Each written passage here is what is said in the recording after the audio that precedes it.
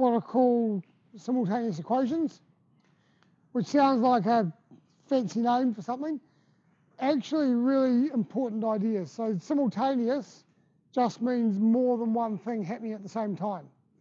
So simultaneous equations is where you've got two equations and you want to know when they're both true at the same time. So you might be looking at one thing cooling down and another thing heating up, and you want to know when they're both at the same temperature. Would be an example of a simultaneous equation type thing. Or you might be looking at something cooling down, so we've seen that sort of a curve, and something else, so the room temperature or whatever is being heated up, and you want to know the point where they're both going to be at the same temperature. Okay, so anything like that where you've got two different curves and you're trying to find out when they're both at the same point is what matters. So here you'd want to know what time does it occur, and you'd also want to know what temperature does it occur at. Okay, so when you're given the answer to a simultaneous equation, it should have an x and a y, or a t and a t. It should have two parts to the answer.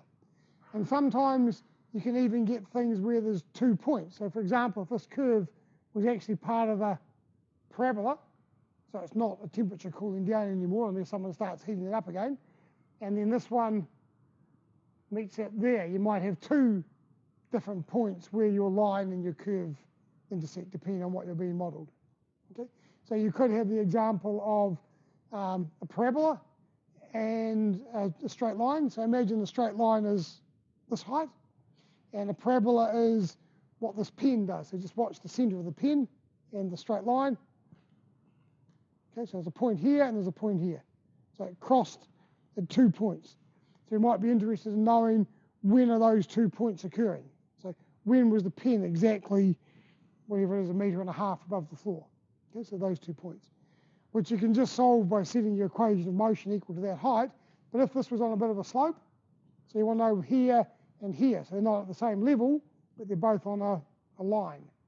Now, this is the side of a hill or something, and you're firing something up the hill, and you want to know where the 2 points are that it meets.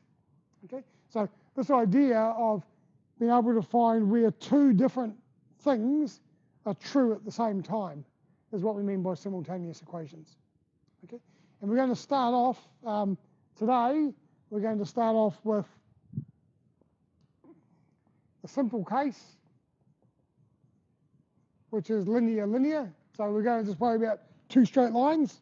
So where do two straight lines meet, which means there'll only be one solution, because two straight lines only cross in 1 point. And they curve back. Yeah. They might cross in no points if they're parallel, but let's assume they're not parallel. They should meet at one point.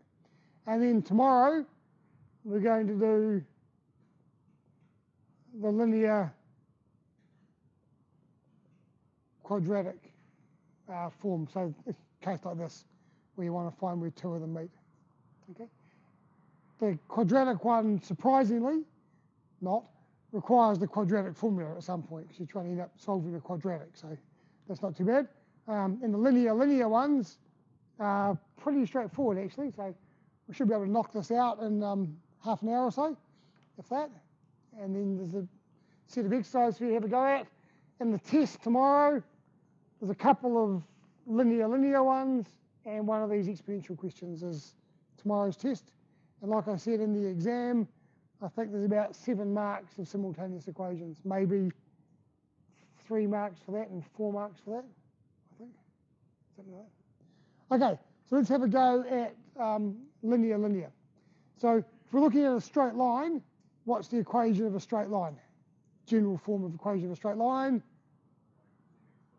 Good, and we've got the general murmur around y equals mx plus c. Good, so we all know that. So let's make up a couple. So let's go for y equals 4x plus 3 and y equals 2x minus 1. Okay, so we're trying to find where those 2 points meet, those 2 lines meet. Question, do those 2 lines meet? And how do you know whether they meet or not? What's different, Michael? You're right. specifically. Yep, and what does the 2 and the 4 give you? No, what does the 2 represent in this equation? The gradient. So the gradients are different, which means they're not parallel. Okay, the only way that lines cannot meet is if they're parallel. So as soon as they're not parallel, as soon as the slopes are a bit different, they're going to meet somewhere. So as long as these two numbers are different, they're going to meet somewhere. Okay, so that's a set of simultaneous equations, and we're trying to solve it. There's 2 different ways of doing this. One is by what's called substitution, and the other is by what's called elimination. So I'm going to do this one by substitution for a start, and it's nice and easy to see how it works in this case. So let's do it.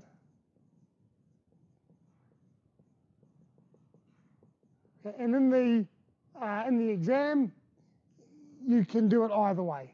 There's no, in the exam it just says solve, so you can choose which way you want to do it. In the test tomorrow, again, it just says solve these equations. You can choose whichever way you like. Okay, the idea with substitution, it's a really complicated idea, is you see this thing in this box, yep, that thing, is exactly the same as that thing. Pretty deep sort of idea, but those 2 things are the same. And even more, that box is exactly the same as that box, because they're equal. That's what the wee 2 lines above each other mean. That means they're the same. So this thing is the same as that thing, and clearly those 2 things are the same because they're both y. So what it means is that this box has got to be exactly the same as that. So instead of writing y, I can write that. So all I can say is that 4x plus 3 is the same as 2x minus 1.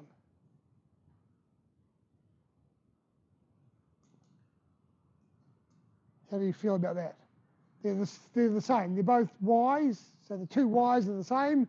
So if these 2 things are the same, and they're both equal to something else, then these 2 things have to be the same as well. It's not really that sophisticated. Make sense? Yeah. So now I've done the substitution. So I've substituted this lot in for y. That's why it's called substitution. We've just said, hey, this y is exactly the same as that. Let's substitute it in. So we've substituted it in, and now I have this stellar equation, which should be no problem at all, because it's only got x's in it, and you've already done some stuff about winkling x's out of the middle of equations.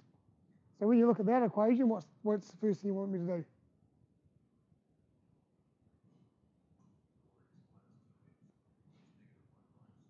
Okay, so we're going to move all the x's onto this side and all the numbers onto this side. So 4x take away 2x equals negative 1. It's a 1 that might not look like it. Negative 1 take away 3. 4x take away 2x is 2x. Negative 1 take away another 3 is negative 4.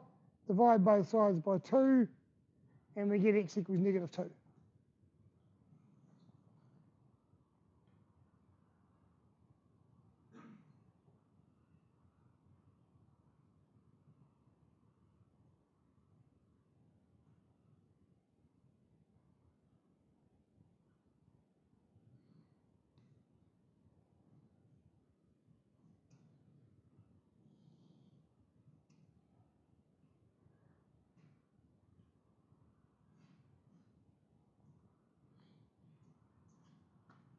Yeah? Okay. Like I said to you right at the start, when you're solving a simultaneous equations, it's going to have 2 bits to the answer, 2 bits to the point.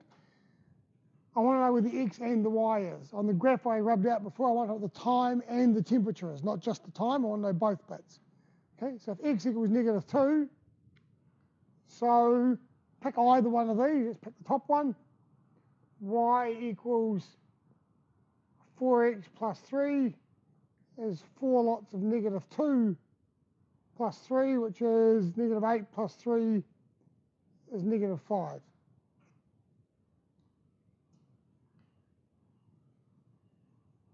So the solution is point -2, -5.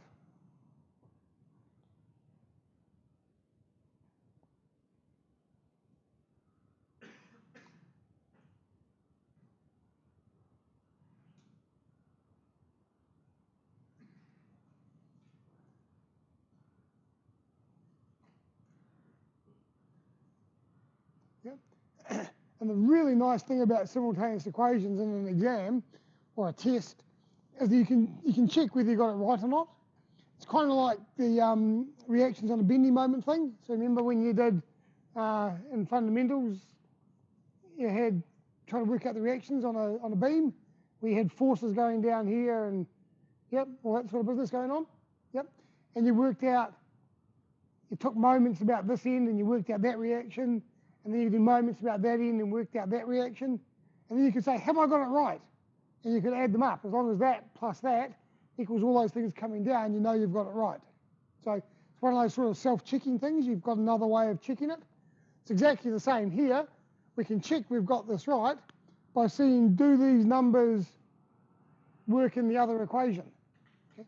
We know they work in that equation because we use that equation to get the second number, but we can check here as well. So if x equals -2, then y equals 2 lots of -2 minus 1.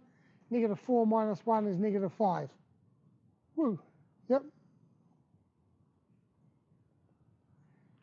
Yep. So it works. Yeah. So you can check that it's right by taking your answer, and it should work in both the two equations. So you can run it through and see that it actually works. Shane? Because whenever you write things in brackets, you always write x and then y. Okay? So when you're defining a point on a graph, it's always x, y. Yep. So x is -2 and y is -5. So x, y. No problem. Simple enough.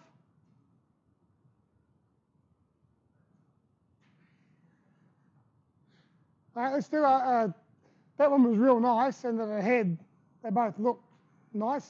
So let's do one that's a little bit different. Let's write the equation in a slightly different way. So let's do 2y plus 4x equals 5, and -y plus 3x equals 7.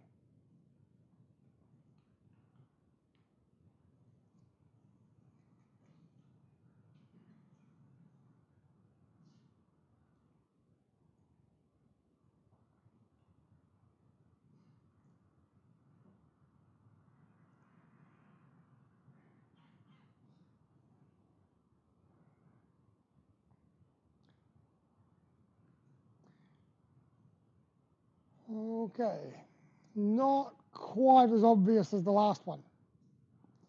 The last one, it was really clear that this 4x plus 3 had to be the same as y, and we could just chuck it in and away we went, no problem.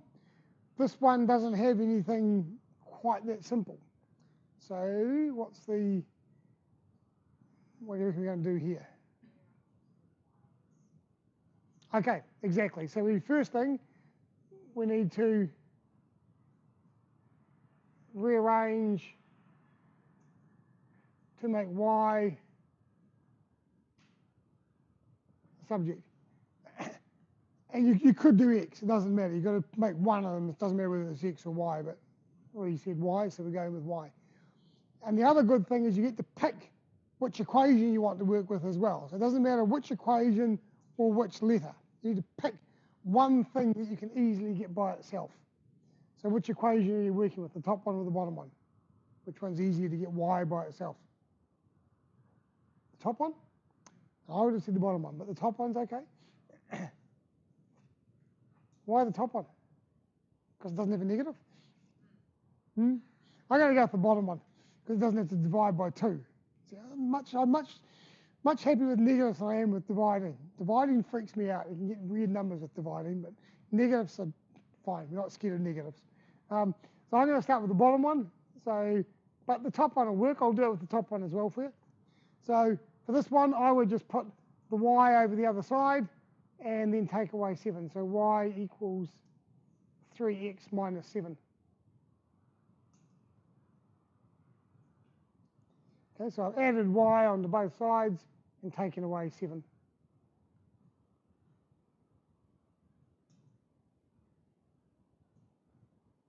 Although, to be honest, I can also see how you'd screw it up if you weren't happy with negatives. So that's right. We'll do it with the other one as well. I'll do it this way, and then we'll do the other one as well.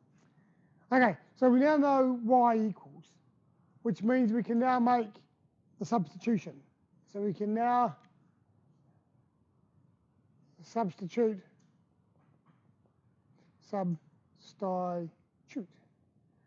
y into the other equation. Okay, so there's the other equation. So what I know is that y is this thing. So instead of y, I can write this thing. So 2 lots of whatever y is, plus 4x equals 5. And instead of y, I'm going to write 3x minus 7.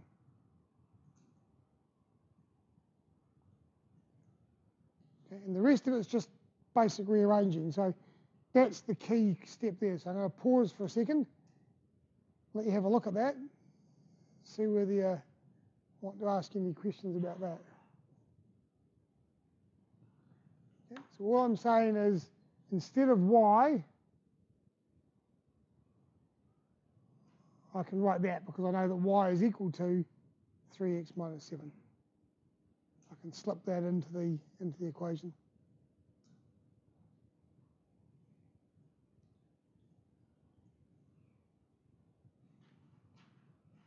How are we feeling about that? Yeah? And now I've got something that's only got x's in it. I've got one equation with x's in it. I should be able to solve one equation with x's in it. Done that a million times already. So when you look at this particular one equation with x's in it, what's the first thing you want to do? Expand the brackets. Yep, the brackets look like a pain, so let's expand those. So 2 times 3 is 6x minus 14 plus 4x equals 5. 4x and 6x is 10x. Add 14 onto both sides equals 19. So x equals 19 divided by 10, 1.9. And given that I just made these things up on the spur of the moment, I'm not surprised it hasn't come out as a nice number.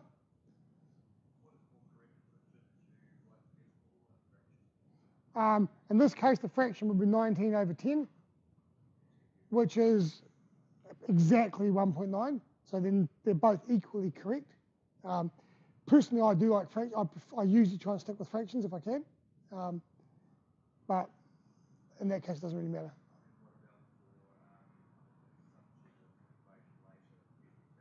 Yeah.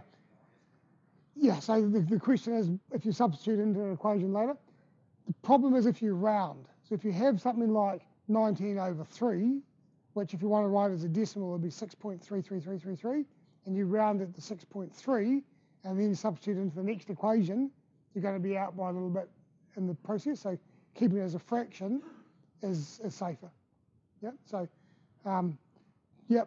fractions by choice, but if you're not sure, decimals, but be really wary of the rounding.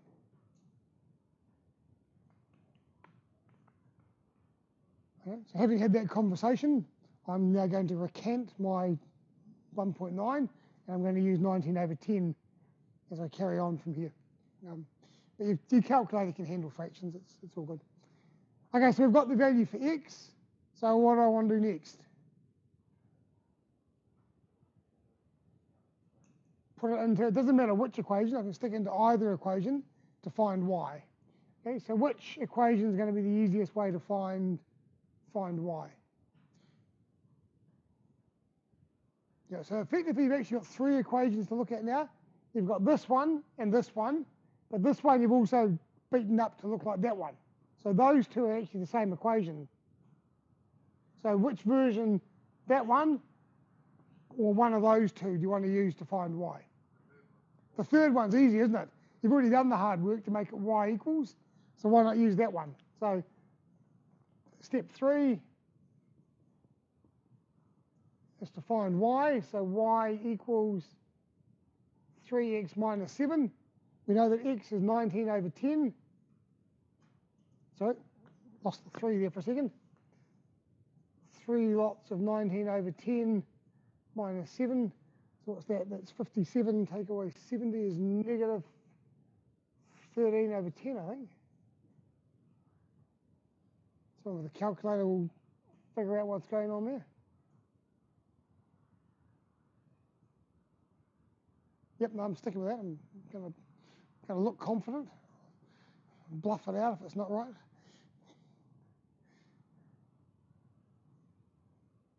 Or if you want a decimal, negative 1.3.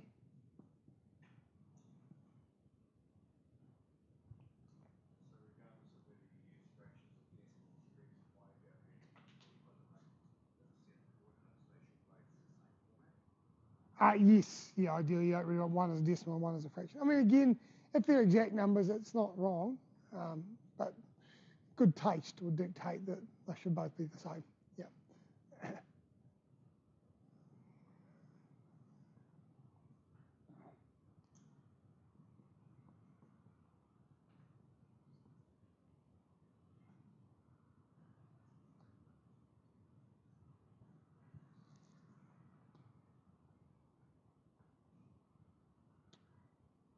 Yeah, so we have a solution, we have a point.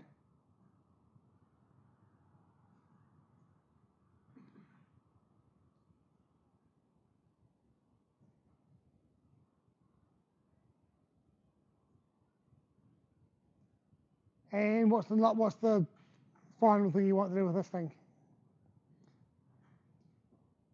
Check it. Okay, so step 4,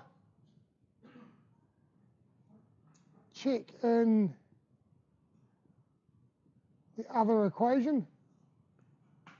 So the other equation in this case is the top one, because we use that second one, this version of it, to find out here. So if we check in the other equation, which is 2y plus 4x, so that's 2 lots of y, which is negative 13 over 10, plus 4 lots of x, which is 19 over 10. So what's that? Negative 26. And 4 19s is 76. Negative 26 plus 76 is 50 over 10, which equals 5. Woohoo! Looks good. Yep, so we're done. It's worked out okay. We've checked it out and it's come out to fit into both equations. Yep. And you would have been there for a while trying to guess those answers. Yep, because if I'd just given you this thing here, you could have guessed some answers for it. Oh yeah, these numbers work. But then trying to get ones that work in that equation as well by trial and error would have taken you quite a long time. Okay. On the assignment I've just handed back, there was a question that said something about 2 numbers added up to 45, and the difference between them was 19, I think. That was the question on the assignment, wasn't it? Yep.